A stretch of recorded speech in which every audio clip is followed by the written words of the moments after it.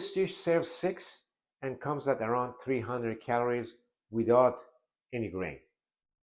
You can enhance the dish by adding diced zucchini and chickpeas for extra hardiness. If you want a little bit of sweetness to balance the spices, toss in a handful of golden raisins or chopped dried apricots. For extra richness, a drizzle of olive oil or a spoonful of Greek yogurt on top works great. Serve with pita, couscous, or cauliflower rice, or just regular rice as I did for a complete meal. If you love easy, flavorful meals, you have to try this. Let me know how you customize it.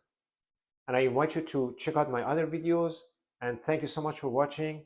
Don't forget to subscribe for more one-pan Mediterranean dishes. I look forward to seeing you in the next video. Until then, stay healthy and take care.